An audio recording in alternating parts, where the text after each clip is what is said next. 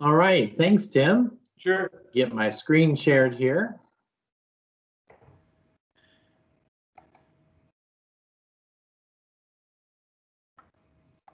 All right. Well, first of all, thanks for having me today. Sure. It's always a pleasure to be with my friends in Northern Virginia. I have some background up there with the high school in Chantilly and lived in Fairfax for a while, and I've been to the Reston office and talked there more times than I can count. Did you go to Chantilly High School? I did. I graduated from Chantilly High School. Go Chargers! All right. Okay, so you're well a Stringfellow and the Greenbrier Center and everything. Yep. Yep. So, so well, so well acquainted with Nova, and always happy to be associated with y'all. I think this might be the first time I've spoken to the SQL group, but I've given many presentations to other conferences and user groups and stuff in the area. So again, thanks for having me. We're going to talk today about well, what I'm just some common patterns that I've seen in my Azure Data Factory work. We only have we have less than an hour, so I'm not going to talk too much about myself. But we use Data Factory all the time. I spend probably 60 to 75% of my workday is in Data Factory. I'm the CTO for a company called Causeway Solutions. We are a data analytics and decision sciences firm based out of New Orleans, down in Louisiana. And we process hundreds of terabytes of data, active data at any one time. We get data from many different providers. We're an aggregator. We're not an originator. We aggregate all that information. We use it in ML pipelines and analytics workloads and modeling projects. We're constantly dealing with this large amount of data churn. And we do that over every adult in the United States from multiple sources. In addition to that, we have what is probably one of, if not the largest census database outside of the US government. So you can just imagine, like I said, we deal in large amounts of data, especially considering that our company is only 10 or 11 people. So Data Factory is a key component in such a small organization being able to manage this constant churn of large amounts of data. And so over the last couple of years, like I said, I'm spending a large amount of time in Data Factory. I've just noticed a few patterns that have come up over and over and over again. And we're adding new pipelines every week. We're updating existing ones. We're improving processes, and I probably consider myself more of a process engineer than anything else. And so I just wanted to share some of these patterns. This is certainly not an exhaustive list of all the patterns that happen in Data Factory. It is primarily oriented towards data movement, not so much data transformation. So there may be, certainly other patterns that participate in the transformation side of the ETL/ELT universe.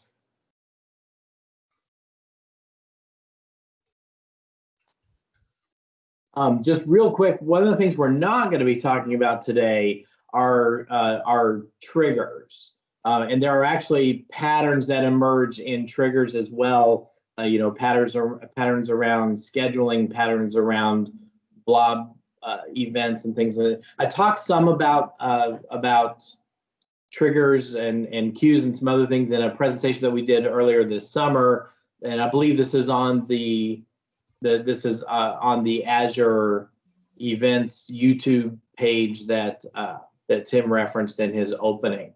So if you're interested in those kinds of things, I think there's some great stuff in there as well that would tie into these patterns, but this is more the execution side as opposed to, say, the triggering and management side. So I encourage you to go and check that out if that's a topic that you're interested in pursuing as well. And with that, let's just dive right in. I'm probably actually I have a tendency, I have a bunch of slides like this. I have a tendency once we get into the demos to just ignore it. And so we'll probably get into the actual demos and probably not come back to the slides. So, but we're going to start with copying data out of Sftp. because it turns out that SFTP is still one of the primary sources of data. It's one of the things that a lot of different organizations know how to leverage and that they're comfortable with. And so we end up pulling a lot of information out of SFTP. Sometimes it's a customer site, sometimes it's our own SFTP server, but we end up communicating with that SFTP frequently. So we're going to start by looking at what I think of as the hello world example of Data Factory, which is a simple, straightforward copy activity. So there are really two approaches to moving data around in Data Factory, and that's copy activity and that's data flow. And we'll be looking at some data flows as we go forward as well. But copy activity is the simplest, and at the highest level, all these patterns share something in common, and that is that there's a source of information and there's a target where we want to put it, right? So everything has a source and everything has a sink. Copy activity encapsulates all that in a single box, single widget. And so this copy data activity is looking at a source that is an FTP server. There's a linked service, of course, behind that. But the first thing I want to call out, and we're also going to be looking some at data sets. Data sets they can be really annoying, but they're also really powerful, especially when you're building systems that need to be flexible. And so one of the patterns that will emerge, or a sub pattern, if you will, or a meta pattern, is that we use as often as possible generic data sets with parameterized values. Our very first example doesn't have that, but I don't want you to be concerned because we will be graduating towards that.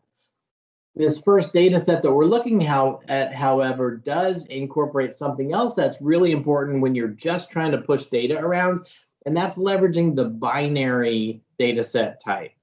So one of the pitfalls that I see new adopters to Data Factory falling into frequently is that they have a tendency to want to define the schema for everything.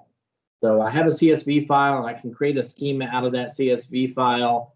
And then that becomes problematic down the road when the supplier or the originator of that data changes the layout. Well, now all of my Data Factory things are broken because I relied on a set schema. With binary, there's no schema. You'll notice that there's not even a schema option here in our data set view. All this will do is literally copy what it finds as is whole cloth. So again, when you're just pushing data around, so in a case where all I want to do is extract information out of an SFTP and put it somewhere else, binary is your friend. One caveat to that is when you have a binary source, your sink also needs to be binary. So our first example, pulling out of SFTP and writing to blob storage, this is something we do frequently. And you can think of all of these as kind of staging steps, right? So the first thing we do is extract the data out of SFTP. In that other presentation I mentioned, we talk about sort of my theories around pipeline architecture and things of that nature. And one of the things I try to do is keep these really small, kind of fundamental workloads. And so this fundamental workload is extract it from SFTP and get it into blob storage. I'll do something else with it down the line. So this is where we talk about ELT as opposed to ETL. This is extract and load. And then later I'll worry about transform. So in the SFTP server, I have a folder demo/Ohio by county, and this is just some test data that we use frequently. And I'm leveraging the wildcard to only extract the TXT file. So again, this is when everything is known and I'm just hard coding the things that I want. The data is always in this location. It's always text files. These text files are CSVs. As one of the things we run into. The originator of this data named it a TXT and gave it CSV data. So actually, if we looked over at, I'll give you a quick preview of what this data looks like. This is obviously just fully quoted CSV, and so that's actually this is what a sample of the files that we've downloaded. I'm also not going to I don't plan to run any of these pipelines during this conversation just because of the time that some of them may take. Even if it's only a minute or so, I don't want to waste that time that we're waiting. So I've already ran all of these and confirmed that they are working. The sync for this copy is a storage account. So we have a storage account, and here's where we start to see data set parameters. So if we open, again, this is the binary version of that, so there's no worrying about schema, but I've created a couple of data set parameters. And so again, this is, again, a meta pattern. We have a tendency to do this in most of our data sets. So if we look at the parameters, this is connected to a particular blob storage account, but then the container name and the folder path are parameterizable. So they can get sent in from additional sources. In this case, I'm actually just hard coding it in my pipeline. Later on, we'll turn these into pipeline parameters. That's another thing that we leverage heavily and rely on parameters. And there's a number of reasons for that we'll discuss as we go on. But so we're going to pull this out of Sftp, and we're just going to drop it, whatever it happens to find, into this container and this folder path. And if we were to pull that up, here we are in that account, and here we are in that container. Our first example is downloading into Ohio demo binary 1. So if we were to open this folder got created as part of the extraction. It will not create containers, but it dynamically create containers, of course, but it will dynamically create folders. And inside of this folder, you see that we have a bunch of files. And if I were to open like FileZilla or something, you'd see that these are the files that are in that storage account.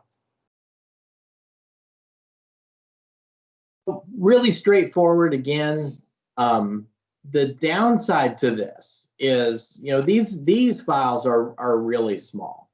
When you get into examples where this megabyte becomes gigabyte, and you've got a folder full of, I don't know, a terabyte worth of data or something like that, this copy activity breaks down really fast. So and I shouldn't say that it breaks down, but it may take so long to run that you time out. There's always the chance of some connection error between the Azure service and wherever your Sftp server happens to be. So really try and minimize these sort of mass downloads, unless I know that it's really small, unless it's a one-off. Most of these, I talk about, we run literally tens of thousands of pipelines over the course of a year. A great many of them happen when we're not at work. That's one of the great things about this automation that we've gotten into, is that, I'm doing work, I'm getting stuff done even when I'm not sitting at my desk. And so I try to make it as as resilient as possible, so that I'm not I don't have to monitor it quite as heavily, or spend all my time just watching pipelines run. So I don't like this approach so much when it comes to downloading lots of files. And when we get to version 3, we'll start looking at a different way to address that. But for simple stuff, this works great. If we move on to set 2, then the example number 2, I'm just going to close these guys. We have another straightforward copy activity. We still don't have any parameters. We don't have any variables. So again, this is pretty much as simple as you get, almost hello world. I'm doing something slightly different this time, though. And this is also something that we run into frequently, is that people will upload zip files into their Sftp. And one of the cool things that the binary will do for you, the binary data set will do for you, if you specify it properly, is it will unzip those files in flight. So the biggest difference here is that we're now going against a different data set that we'll look at here. And this data set, by denoting a compression type of zip deflate, will again unzip those files, that unzip file into blob storage on the fly. So if we look at our sync, it's the same sync, we're just putting it into a different folder. I don't have to make any other changes. If we look at the source, we have an interesting option here. So first of all, I have changed. I'm no longer looking for .text files. I'm looking at a different location. I'm getting a .zip file. The data set, again, handles whether or not you unzip in flight. And then they have this other interesting option here, preserve zip file name as folder. And that's optional. You could change, you could turn that off, and it would just, it would just not create that additional folder. So what I mean by that, if we look real quick in storage, back at our account, we have demo unzip, and the name of the file on the FTP server is counties_w.zip. And now inside of that, I have these folders. These files rather. This is something that we run into frequently, and it's great because it prevents us from having to do something else to unzip or to process those zip files once they get into blob storage. One quick caveat is that we discovered only UTF-8 encoded zip files, at least the last time that I ran into a problem. The customer had started encoding with UTF-16, and the zip deflate doesn't work for that. So the limitation that we found out was 6 months to a year ago. It's certainly possible that they've updated that capability, but the last time that I ran into a problem with this, it was because the encoding was not UTF-8. Okay, great. So again, we run into this all the time, and then in reality, what would happen is once that's unzipped, there's either another call to another pipeline, or there's a blob trigger. Again, don't really want to get into triggers so much today, but there's a blob trigger that says, oh, hey, these new blobs showed up, go and run this other process. And so this is not end all be all, but this is again the extraction and load aspect of dealing with SFTP. So still in the SFTP arena, we'll start to get into some more interesting stuff. And in this case, we're going to leverage get metadata. And so what we're doing now is we're going to iterate over the SFTP. So this is not the process that downloads the information, the files from the SFTP server. This is really checking to see what are the files that are there, grabbing a list of those items, making sure that I'm only looking at the text files because that's what I care about, and then deciding to do something with at a file by file level. That's what this pattern is.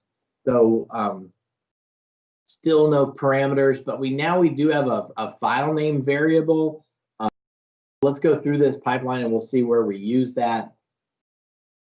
The biggest, of course, the biggest part of this pattern is discovery, right? It's discovery against the source, and then we do a filter against those results. So this get metadata task, it doesn't just work against SFTP. You'll see another example later where we do this against blob storage, but this is a great way again to query what's there and what's available. We actually have two uses for this, so there'll be another use case for get metadata in the future. So in this case here, we're back to this, the original folder that we were looking at before. You'll notice that we're using another data set. This is SFTP. Let me close these guys. SFTP folder parameter binary. So if we look at this, now we have a parameter. Before we had when we looked at our blob data set, we had a container parameter and a folder name parameter. And here in our SFTP, we've added a directory parameter. And so again, at the data set level, we're able to dynamically say what directory do we want to look at in SFTP. And then if we go back to our implementation, here we are providing the value for that directory. The next bit that's really super important here is if you want to iterate over the resulting items, you have to add what they call an argument or a field item.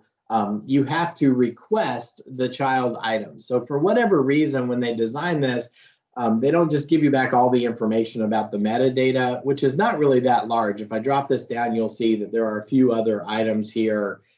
Exists, the name of the item, the type, and the last modified. So it wouldn't be a very large payload typically, but you have to actually specify the thing that you want. And because we want to iterate over the things that we've discovered, we have to choose child items. So, so when this runs, it will return an array of the child items. And so if we go then to the next activity in our pipeline, it's a filter. And I started adding this because I would find that you would get errant things added to the folder. So if you write this pipeline and you're expecting a folder full of CSV files and someone else drops another folder in that folder, or they drop a JPEG in a Blob storage account that shouldn't be there, all of a sudden you've created an error point in your pipeline, because that's going to fail if it's trying to process a JPEG like a CSV file. So to protect ourselves, even though we could have we could only look for specific file types here. This is that's a little easier in Sftp, but when I do metadata, I have a tendency to add this filter activity to ensure that I'm only processing results that really match what I'm looking for. So if we look at the settings for this, you'll see that the items that we are processing, the default that you will get in the tool is the activity. That's the activity called list items from our get metadata. You'll get the output for that, but then we need to add, you have to do this manually. There's no tooling that will help you with this. There's no IntelliSense that will show it to you. So you have to manually reference the child items that you added in that field list. But now we're looping over that list. And another thing to remember, and these are certainly things that I have complained about before, and I will probably continue to complain about, is you'll notice that the activity name, list items, the activity name is it's a string inside of this this pipeline expression, which means if you rename this, you will break. So if I rename this list items 2, I've now broken my filter because list items no longer exists. So be really cautious about naming things.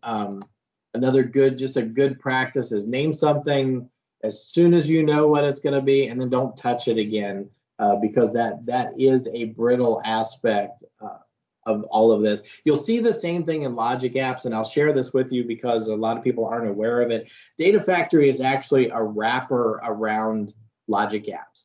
So Data Factory, when it executes, it's actually executing Logic Apps under the covers. Data flows, along those same lines, data flows are actually wrappers around Azure Databricks executions.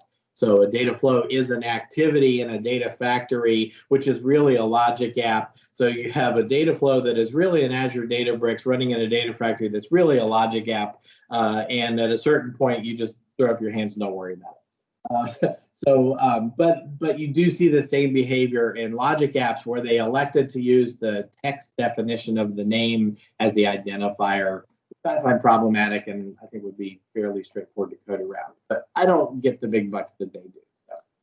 So. Okay, great. So that's how we specify what we are filtering. We're filtering. This is an array. We're filtering the array of child items, and then the condition for that, in this case, it can be this complex. It doesn't have you can even add more things to it if you want. This filter is actually a really powerful tool.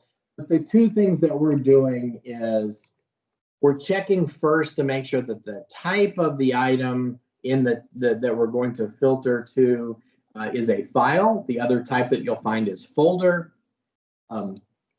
Those are, again, strings, and I cannot tell you whether or not they are case sensitive. I honestly don't know. I know that all the examples have capital F for file and capital F for folder. So I'm guaranteeing that I'm only looking at files. So if someone drops a subfolder in here, I'm never going to see it. I'm just going to ignore it by filtering it out. And then some of the string handling is not terribly robust in the pipeline expression language, but we can fake extension names by doing ends with. And so I'm also guaranteeing here that I'm only grabbing once I've done it has to be a type of file, and it has to end in .txt. So remember from our example when we looked at our storage account, we can have a folder that ends in .zip. So you can have a folder that ends in .txt as well, because there just aren't really a whole lot of rules when it comes to those kinds of names. So it's a little bit belt and suspenders, but it always makes me feel good. And again, this is a pattern that we see over and over and over again. And then finally, now that I've done my filter, a filter processes an array and returns an array. If we look at our for each statement, we'll see that that the items that we are processing, again, the text value, the text name of the activity, but we are processing .value. So if I were to process the get metadata directly and skip the filter, that would be .child items, not .value. So you have to sort of just pay attention to the activity types that you're processing and the different JSON elements that are available there. But so the value of the filter is actually the return array. And then inside of our for each, I just have a simple activity, and I'm doing this just so we can see the name. Also, just in case you're not aware, inside of a for each, the way that you reference the current iteration is you grab a reference to item. So item parentheses, right, because this is a JavaScript function. Item parentheses will get you the handle on the current iteration. And in this case, I'm just grabbing the name of the file. So I said earlier we weren't going to run any of these, but let's go ahead and run this and see what it looks like. I can debug this because it doesn't have a data flow. We'll talk about that when we get to data flows. And this will just take us a second to run because we're not actually doing anything except for grabbing the list of the names. So here we go. Here's our list items. This is the get metadata results from our SFTP server. And here's our child items array. And you'll see that all we get back on each one is name and type. So each one of these is a file. There's all the names. And then as we loop through each one, so here's our filter. This is going to be the same result, by the way, because I don't actually have any examples to filter out here. But as we loop through each one and we reset the file name, you'll see that the file, we're just grabbing that out of the array. So again, this pattern occurs frequently, something that we do quite often. And we will see another example of this against blob storage as opposed to SFTP. Okay, I don't care about that change, so let's just discard that and we can close this as well.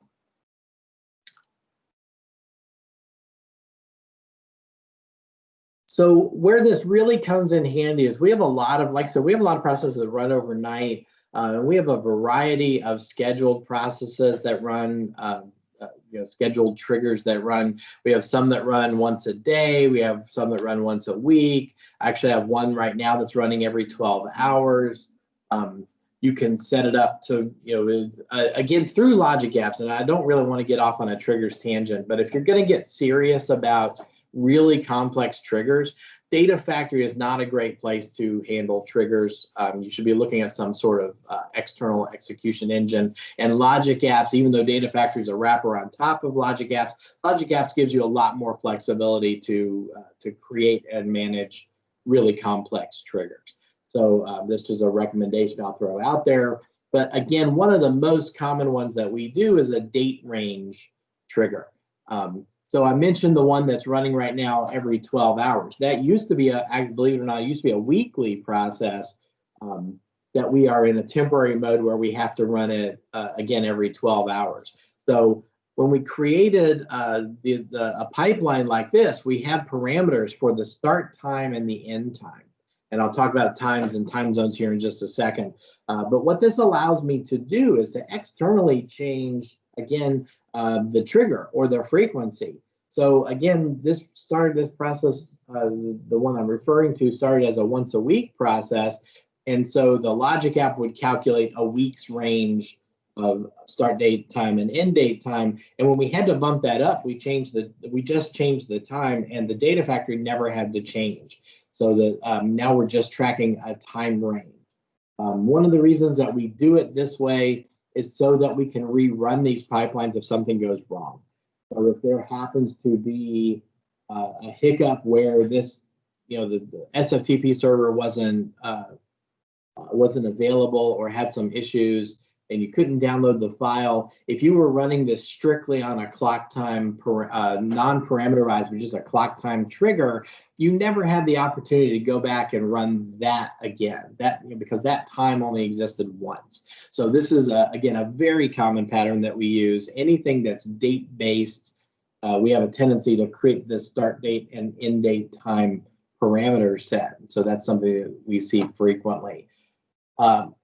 A quick caveat, these values, and let me show you where we're using this, and then I'll explain what I was about to say. So first of all, now we're starting to get into using variables instead of hard-coded values. So also, I just noticed that I want to remember to call that out. Even though I'm hard-coding the value here in my variables window, this could be a calculated value. If I'm using that variable, that string in multiple places, which I believe I am in this example, then putting in a variable allows me to manage it in one place and guarantee that, or not guarantee, but certainly help prevent typos or something of that nature. And it helps with consistency. So again, another meta pattern is to rely heavily on parameters and variables. So the file name variable here, just like we had before, we're just capturing that as proof of concept. Here's where we're using those parameters. So we're using the start date time and end date time parameter. And this is where I wanted to call out, and I'm glad that they've added the UTC label here.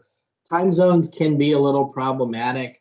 A real world example that we had an issue with was our company is based in Central Standard Time, and so we had a logic app trigger that was running based on Central Standard Time, and it was generating these start time and end time values to pass as parameters to the data factory, and the SFTP server happened to be in Pacific Time, and then I'm working in Eastern Standard Time, and a lot of UI will automatically convert time for you. So I would see a time in Eastern Standard. It was actually triggering on Central Standard, trying to access based on a date range against Pacific Standard. And then to complicate it all, Data Factory really only understands UTC. So not saying that you can't do some date formatting and things like that, but when you're talking to an SFTP server, this date time has to be in UTC. So if the SFTP server is in Pacific Standard Time and I'm passing in a value that was generated in Central Standard Time, Data Factory is still going to interpret that value as UTC. So we were getting all kinds of off-kilter timing issues with some of these workloads. The solution to that for me, by the way, was in my logic app trigger to change the trigger to the server's time. So I changed it to Pacific Standard Time, calculated the value as UTC based off of that Pacific Standard Time trigger, and then passed those values in. And now the UTC is adjusted. And that's really the key, right? Is that you have to adjust the UTC time to where your FTP server is based, to the time zone that it's based. Sorry, didn't mean to get on a little soapbox there, but we've definitely been down some rabbit holes with dealing with time zones in these environments. So So this is really the heart of the pattern that I'm showing you, though, is that any time that we are setting up pulls from an SFTP server, with the exception of when I know exactly what the name is going to be, if I'm just trying to find what's most, what was loaded in this time range, then we're passing those parameter values in. Here we are, the exact same filter that we used before. And by the way, this is the same data set. I didn't have to change the data set to use a variable for the directory. I didn't have to change the data set to parameterize those based on modified dates. So that's so other than adding those parameters, that's the same. The filter is the same. Let's look at our text file at our for each loop. Again, output.value, that's the same. And you're going to start to see repetition, hence the name patterns, right? Because we're going to start using these same, again, what I think of as meta patterns over and over again in our implementation detail.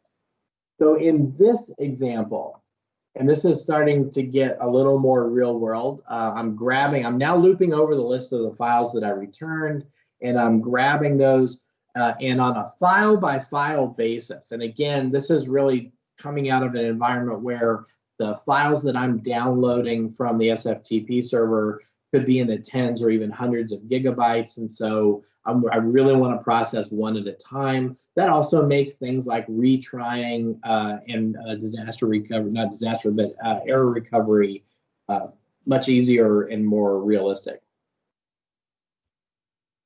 So now I'm going to take those values and I'm going to call another pipeline. And it happens to be the next pipeline in our example.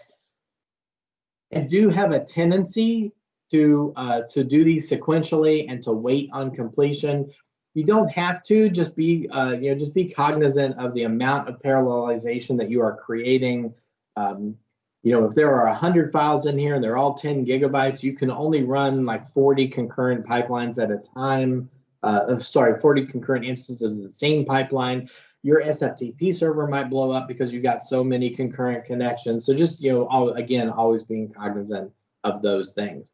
And then here I am reusing those variable values. So once again, even though they're technically hard-coded, because in this example I know what they are and I've hard-coded them at the variable level, I'm reusing the variable names, which makes maintaining and updating this pipeline much easier as well. Okay, so what am I calling now? So now I'm going to pass this information. I'm passing the folder name that I processed, and I'm passing the file name that I discovered.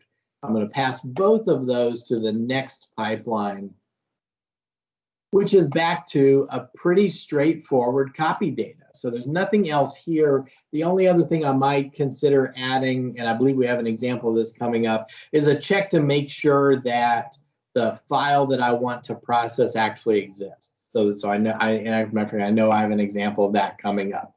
You may or may not add that. In a case like this, where I'm pretty confident that the only thing that's going to call this pipeline is my other pipeline, I'm not as worried about it because again, I'm following that trail. But again, belt and suspenders, if you want to be really careful, you can certainly check for the existence of that first. I'm still using binary because I'm not doing any kind of transformation. Oh, come on, yeah. There we go. Because I'm not doing any kind of transformation. I'm still just pushing bits around. But now I'm leveraging those parameters. So if we go back to the pipeline parameters, you'll see that we're passing in the folder name and the file name. That matches where our execute pipeline sent. By the way, another benefit of adding parameters to pipelines is that they kind of become like constructors. They are required elements. You cannot execute this pipeline without providing those parameters. Not saying you have to provide a value, but you have to account for the parameter name in the execution request. If you don't do that, the pipeline will not run. So, so in this case, again, I'm adding some control where you're not just going to call this pipeline willy-nilly. You have to provide these. You have to provide these values in order for anything to happen. And then I'm taking those two values. So I'm adding, and now I'm using the wildcard path. So again, this root folder binary, if we were to look at that, doesn't have any parameters. This is just a straight up binary, straight up connection to data set to the SFTP link service. I'm using the wildcard path to denote the folder name and the file name that I passed in from my other value. I no longer need the start time and end time because I've already done the discovery phase and I know what the name of the item is that I want to get. So that's the SFTP access part. And then the sync is the exact same thing that we did before. I just changed the folder name. And if we were to look at our storage and go back to NovaSQL, you'll see that we also have an Ohio demo binary 2, and here are all the same files. Now, I will tell you in full transparency, when I ran it in my test mode, this original Ohio demo binary 1 that downloaded all the text files at one time ran in just a couple minutes, and the demo binary 2 that did the loop and did one at a time, so it's constantly creating new SFTP connections, et cetera, took about 20 minutes to run over the exact same workload. So there is a balancing act somewhere, and it really comes down to the size of the payloads. So again, in a real world scenario, larger payloads, you're not going to see any real performance difference. As a matter of fact, it might even be a little faster to do one at a time. You just have to, take all of this with a grain of salt and of course, change it to fit your scenario.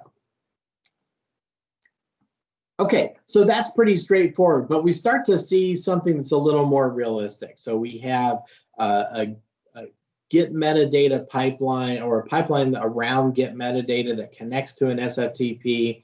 It's based on a dynamic date range where the data factory is not doing any of the date calculations, just taking the values that are passed in.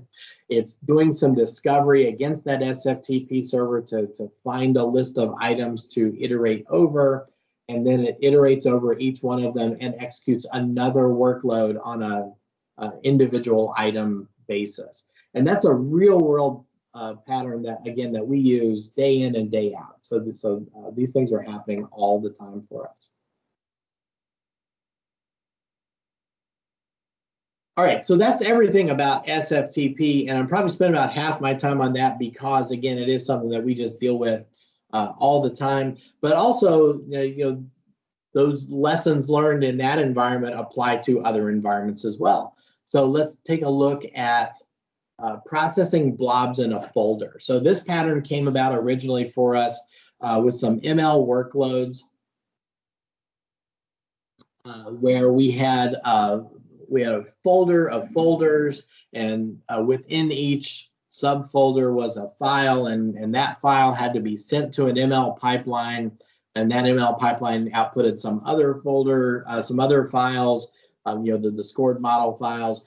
And then we had another process that also had to look at all of those and do something with them, say to ingest the results back into our data warehouse. So, so in this case, it's going to start off being very similar to, very similar to our SFTP example because we're doing get metadata. And so again, the lessons learned against the get metadata apply here as well. In this case, I'm starting off with a parameter, and I'm going to say, hey, here's the folder that I want you to traverse. And so our first get metadata is what I mentioned before about using exists to see if it exists. And that's because this is now the entry point for a workload being maybe a succession of dependent pipelines. And so at the entry point for an entire workload, I want to make sure that as much as I can to validate the parameter that you passed in. And so the parameter that you passed in was a folder name. I'm still using blob storage binary.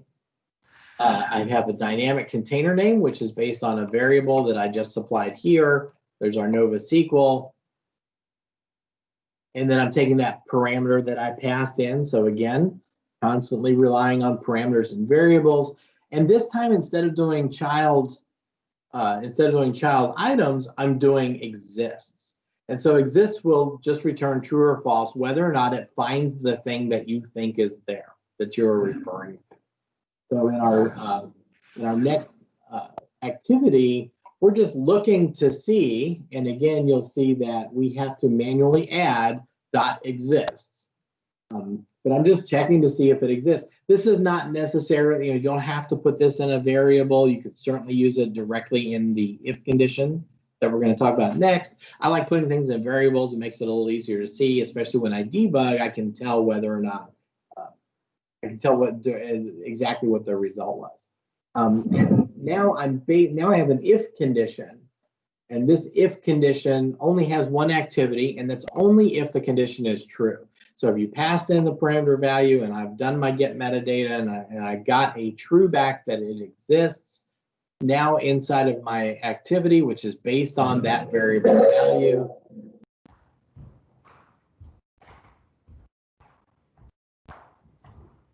now I'm going to call another pipeline. So this is kind of interesting because this pipeline's entire job is to determine whether or not to run another pipeline.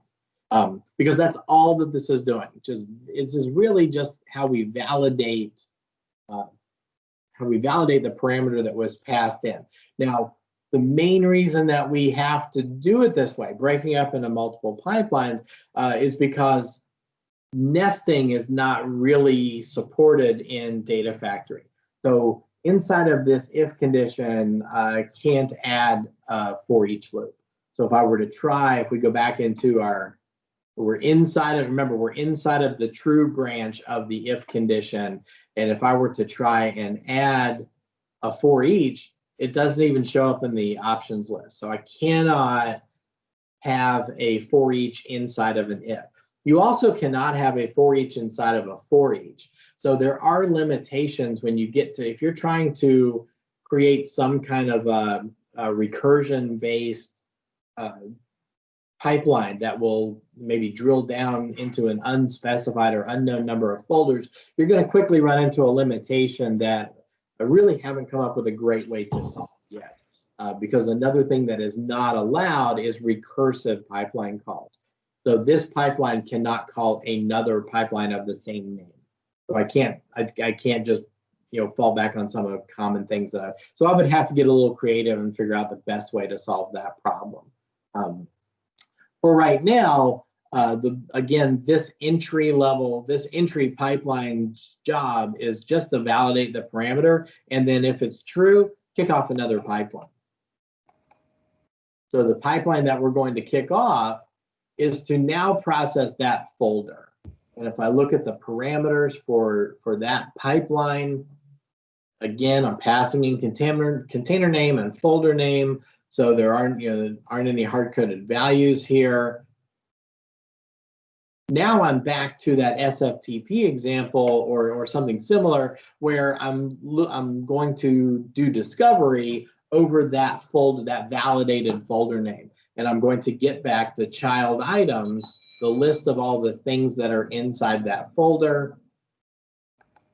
I have my same approach here with the filter, where I'm just making sure that I'm only paying attention to the to things of type file that end with .txt. And then once I have that filtered list, here's my for each, just like we had before. And again, in this case, all I'm doing is trapping the variable. What I would really do next is I would then, and actually I meant to add this. So I said I wasn't going to do any live coding here, but let's just do it just a tiny, tiny bit. So the pipeline that I want to execute is the next one we're going to talk about, process single blob.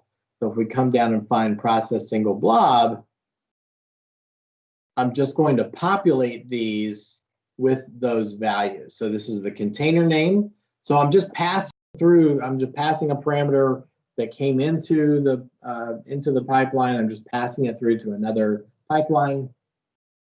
Let's grab another one here for the folder name. And then that variable, again, I could just do @item, and if you want to see what that looks like, it's at the very bottom when you're inside the for each, you can grab the iterator, and there's the @item. I could just say .name, which is the exact same code that's in that set variable. We'll go ahead and use the variable name since we bothered to create it in the first place. And that's it. And now I'm ready to call that pipeline. So let's open that pipeline and look at what it does. So now we're doing some more interesting things. I did go ahead and add a check if blob exists. So here's another example of using get metadata, only this time I'm using a data set that references all the way down to the blob. So now I've introduced another data set. You do have to be, you're going to end up with a lot of data sets. The data set mechanism or approach, I try to make it as flexible as possible just because I hate seeing hundreds of data sets in my list and they get hard to track. And then when you get multiple people in working on the same pipeline over time, someone will find a data set that matches their need and then they'll change it, not realizing that they're breaking another data set that relied on it. So again, try really hard to create your data sets to be as flexible as possible. And I see that I'm running out of time, so I'm going to speed up here just a little bit. So again, we have parameters that define all those, and we're passing them in. But now I'm referencing a single blob. I'm getting the exists. If the blob exists, I'm also setting, again, use variables, use variables, use variables. So I have a variable here for run date. This is one of the format date times, and I'm just creating a string value for year, month, and day. I'm going to use that to create an archive folder that is going to that I'm going to copy this blob to. So I'm archiving to blob storage again. And these, by the way, these are running in parallel. So these two run in parallel with these two. Once they all finish, then we hit our if condition. If our blob exists, then we're going to do a copy. And now I'm doing a copy from blob to blob. So I'm copying from blob storage single binary, and here's all those values. And my sink is blob storage binary. In this case, for your sink, you only have to specify the folder location, and it'll just use the same name. So if we were to run this, it would copy.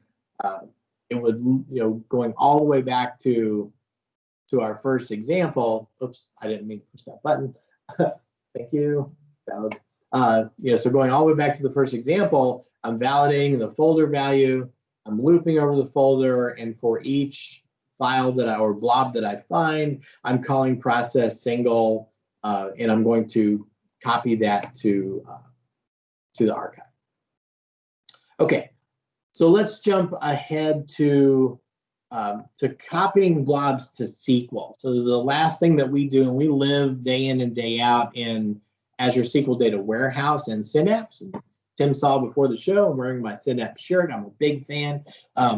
So we're constantly, that's where most of our data ends up. Most of our analytics and processing happens there. In this example, I'm just connecting to a straightforward SQL database. The mechanisms are identical between the two as far as Data Factory is concerned. With the exception of that, you have to target Data Warehouse instead of SQL database when you create your data set. So here I'm passing in container name, folder name, and blob name, because what I'm doing in this case is I'm taking a blob and I'm going to write it into SQL. And a lot of times, we get data and it's one-off data or it's customer-specific data, and it doesn't really fit into our normal schema or database configuration. We just want to get it into the data warehouse so that our analysts can do some work against it. So what I'm going to do is, I have a dynamic table name here, and I'm extracting it from the file name. So again, if we were to look back and see any one of these, it doesn't really matter, but like if we pick Harrison, the file name is harrison.txt. Well, I'm going to create a table called Harrison in my SQL Data Warehouse, and that table doesn't exist. It actually does because I've run these examples before, but when I ran it the first time, it didn't exist, and there we go. So this table did not exist. As a matter of fact, no, sorry, we don't have enough time for that. I apologize. But if we look at our copy data, this again, is a pretty straightforward way to do this. Grab the wrong thing. Come on.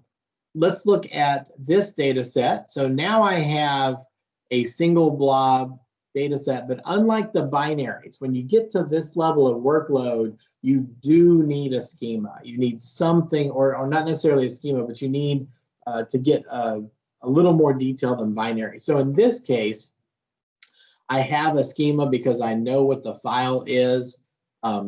And this is important for mapping to the SQL database. You can set this up where you just take whatever you discover and write it to SQL. It's a little easier in data flow than copy activity. But again, here I am relying on my dataset parameters. I'm going to read this in as a CSV. My first row is a header. And if we go back to our example, in my sink, I have created a database reference with parameters. So there's no schema here because I don't know what the table is. What I know is that I have a parameter for schema and a parameter for the table name. And so I'm referencing those here. And in my copy activity for my sink, I'm just going to hardcode DBO. That of course could be whatever I want, but this table name is now based on the variable. So I parsed the file name coming in, and I'm going to create that variable name based on that table rather based on the variable. And by using this auto create table option, if the table does not exist, then it will create it the first time. Which makes this guy here a little problematic. So I have a pre-copy script, as you'll see, that truncates the table. If that table doesn't exist the first time that I run this, that pre-copy script would fail. So what I have a tendency to do is get it run one time, get the table created, and then add this pre-copy script. If I don't do this, then the second time it runs, it's just going to keep appending data. Now, it might be what you want. In this case, it's, you know, I want a fresh load every time. So you have to mess with that just a little bit if you're going to go down this route. And what we ended up with is over in our SQL database, a Harrison table. Now, you have to be aware that when you auto-generate tables from Data Factory, and it doesn't matter if it's SQL database or SQL Data Warehouse, every column is going to be an nvarchar max nullable. So it doesn't have any intelligence around the data that's going to create. You can get more control over this when you do data flow by specifying the types. But generally speaking, you're going to, this is not really intended for production data. This is really intended for, again, one-offs or for creating maybe some staging data that you're then going to call a sort procedure to do some munging over that data. Let me jump forward here real quick into the data flow version of this. So same thing here where I'm setting the table name, I'm passing in the same parameters, I have the same variable, but instead of calling a copy activity, I'm going to call it data flow. And this data flow has also specified those same parameters because actually the data flow doesn't specify it in this case, it's reading it from the data set. So we're using the same data set that we used in the copy activity. And if we look at, and you'll see here that we're just passing those values. And if we look at the data flow, this is pretty straightforward. This is just read and write. So there's nothing special happening here. In the source, I'm just reading that data set. All those other values were passed in from the pipeline. If I look at the sink, I'm writing to that same data set. There's nothing special except for recreate table. So this recreate table handles that problem in the copy activity of the timing of the truncate, whether or not the table exists. Here, it will recreate the table every time. So you don't have to specify a pre-SQL script to do the truncate. Or if you know the table is always going to be there, you can specify truncate directly. So data flow starts to give us a few more options here. And then the last example, and I know I'm out of time. If you bear with me for 2 minutes, Tim, I'm almost there. You're good.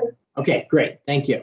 The last example is also a data flow where I'm passing in these values again. I'm not doing any extra work here. And this is where I'm working with a known table. So in this case, we have a table specified that's not dynamic, it's Ohio counties. And if we look at the columns, I was lazy, and the only thing I changed in the definition was I created a primary key. So I have an ID field. And the reason I need to do that is so that inside the data flow, I can enable upsert. So here we start with a source that has 103 columns in it. If you remember from our previous example, this one, there's 102 columns. The difference is, in this example, I am capturing the file name as a column.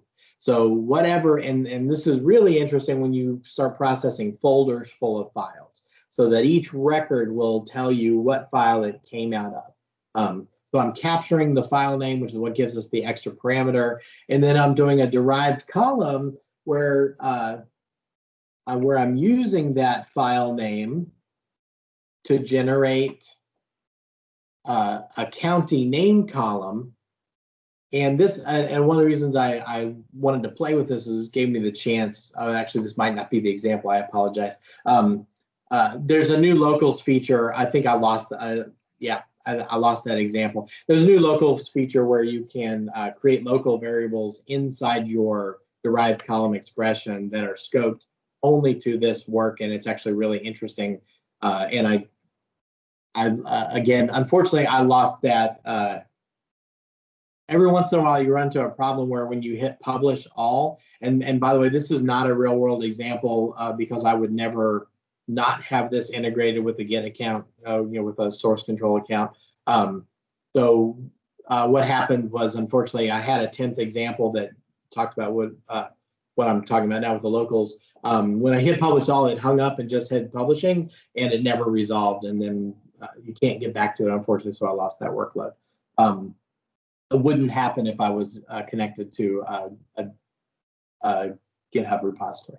Okay, but anyway, so the important thing here though is that I'm creating a county name column, and I'm doing it by parsing that file name. So if you went back to the previous example where we did that in the pipeline expression, I'm doing it now in the data factory. So I'm doing a little bit of transformation here, and then this little trick that I've found to allow upsert is that you just have to basically enable it on every row.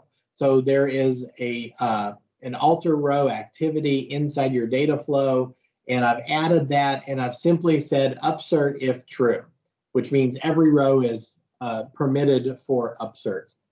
And then in the sync, in order to make that really work, a couple things that you have to do. You have to change from allow insert, which is the default, to allow upsert. You have to specify what the ID column is, which is why I changed that table definition. I said none in this case because I am upserting. I'm not expecting to wipe this table out. So none is the correct choice here. And then in the mapping, in the other examples, we did auto mapping. So if we're looking at our sync here, and we'll just see it's auto mapping. And auto mapping is literally name to name. So as long as your data flow source columns are named the exact same as your column names in your SQL data warehouse or database, then it'll just do it based on names. And this is always a good sign. All inputs mapped is typically a good sign. And in this case, we had to switch from auto mapping to fixed mapping in order for the upsert value to be discoverable. So so that was a little glitch that I didn't expect the first time that I ran into it, but we fixed it by changing from auto mapping to fixed mapping. And the only problem here is if you add a column, you have to remember to add it to your list. And so finally, we're storing our file name and we're storing our county name. And if we go and look at, we just do a quick select over this, we'll see that those values have also been added to the database.